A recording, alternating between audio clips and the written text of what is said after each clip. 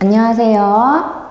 워라밸 지켜줄게. 매월 세무 업무 비밀 매뉴얼 강의를 맡게 된 강사 김성호입니다.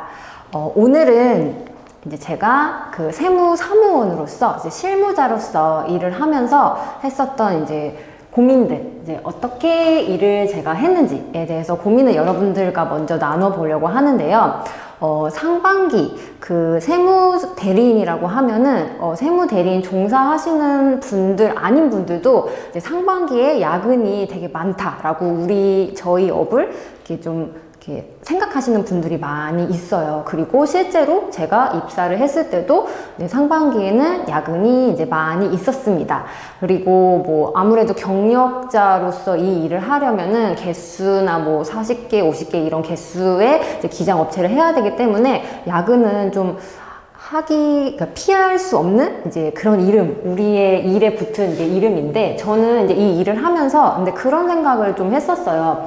이 야근이 진짜 좀 우리 세무대리인 무조건 야근을 해야 될까? 라는 생각을 했었고, 또 만약에 당연하다면 야근을 좀 이렇게 적게 할 수 있는 방법은 없을까? 이렇게 생각을 좀 해봤습니다. 그리고 저희가 이제 상반기에 신고가 많이 몰려 있다 보니까 항상 신고서를 뽑다 보면 우리가 좀 신고서를 뽑는 기계가 되는 느낌이 좀 들 때가 있어요. 그래서 그 급급한 마음이 저는 일할 때 좀 별로 도움이 안 되는 것 같아서 급급한 마음에서 이제 마감에서 벗어날 수 있는 방법은 없을까라는 생각을 하면서 이제 연차를 쌓아가면서 일을 하다 보니까 제가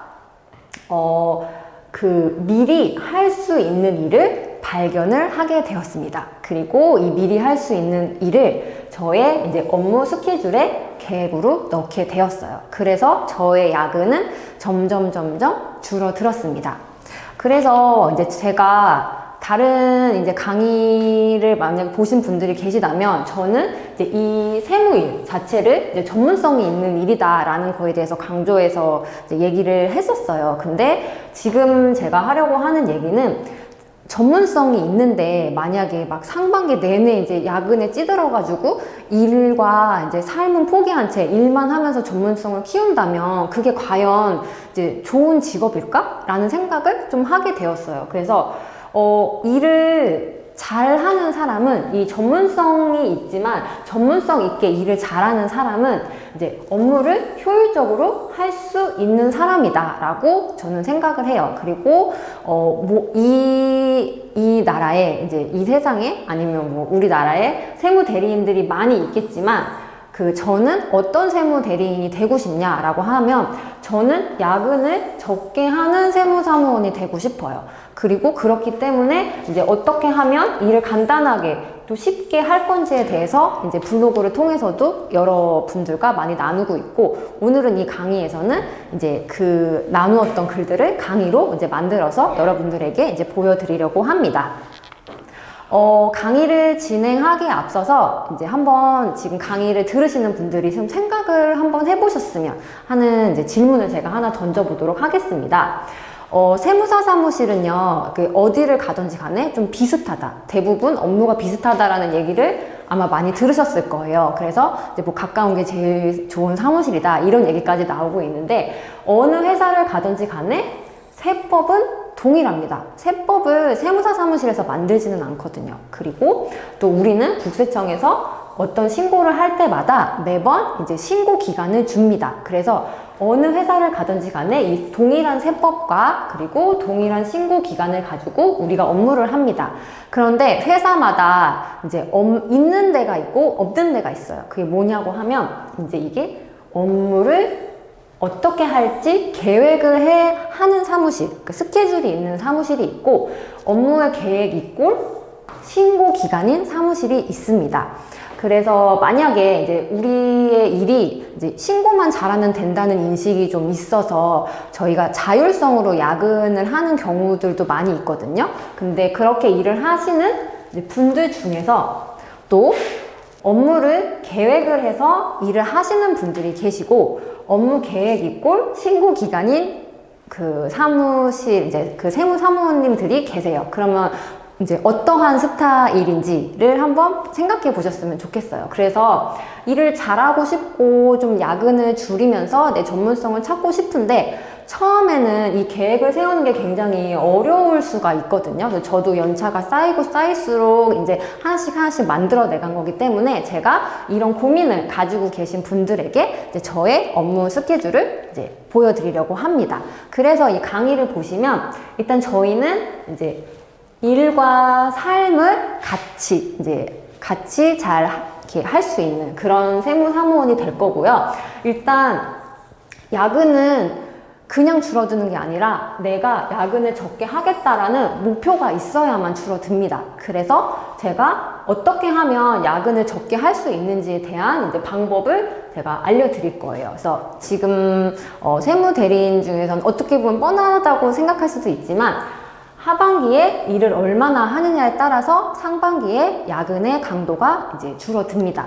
이것이 왜 그렇게 해야 되는지에 대해서 이제 말씀을 드릴 거고요. 그리고 이제 우리가 말하는 이제 업무 계획, 내가 어떻게 업무 계획을 가지고 일을 진행을 하는지 이거에 대해서 이제 이 1강에서 보여드리겠습니다. 그 다음에 이제 두 번째는 이 업무 계획을 제가 이제 1년 과정으로 한번 이렇게 쫙 짜봤어요. 왜냐면 흐름을 봐야지만 우리가 어디서 어떻게 계획을 세울지를 알 수 있기 때문에 이제 워라밸을 지킬 수 있게 이제 신고 일정을 한번 제가 말씀드릴 거고요. 그 다음에 우리가 이제 계속 하는 업무들 있잖아요. 그 중에서 법인세랑 종소세, 결산 관련해서 1년 동안 어떤 흐름을 가지고 가는지에 대해서 이제 2강에서 살펴보도록 하겠습니다. 자, 이제 1년을 봤으면 이제부터는 이제 달로 들어갈 거예요. 그래서 저희 같은 경우는 이제 4, 4분기라고 얘기를 많이 하잖아요. 그래서 1기 예정, 그 다음에 1기 확정, 그리고 2기 예정, 그리고 2기 확정 이렇게 들어가는데요. 그 중에서 이제 한 달씩 쪼개서 1월에 할 일, 2월, 3월 이렇게 12개월로 나눠져 있습니다. 이 강의에서 보시면 처음에 이제 1월에 갔을 때 우리가 먼저 전년도, 전월에 대한 일을 한 거를 한번 리뷰를 하고요. 그리고 이제 신고 일정에 대해서 제가 간략하게 소개를 드릴 거예요. 그 다음에 신고 일정과 별개로 우리 세무사무원들이 가지고 가야 되는 이제 업무 스케줄에 대해서 이제 말씀드릴 거고, 각 그 달마다 핵심 업무들이 있거든요. 그래서 여기서 보시면 뭐 1월 같은 경우는 부가세, 그 다음에 2월은 연말정산, 3월은 법인세, 그리고 5월은 종소세, 뭐 성실신고, 그다음 6월달 부가, 이제 8월은 법인 중간예납, 그리고 가결산. 근데 가결산도 이제 보고하는 형식들이 있기 때문에 이런 것들 그 달에 메인으로 해야 되는 일들을 어떻게 할 것이며 왜 해야 되며 왜 이걸 하면 빨라지는지에 대한 것들을 이제 쭉 풀어서 제가 이제 소개해 드리도록 하겠습니다.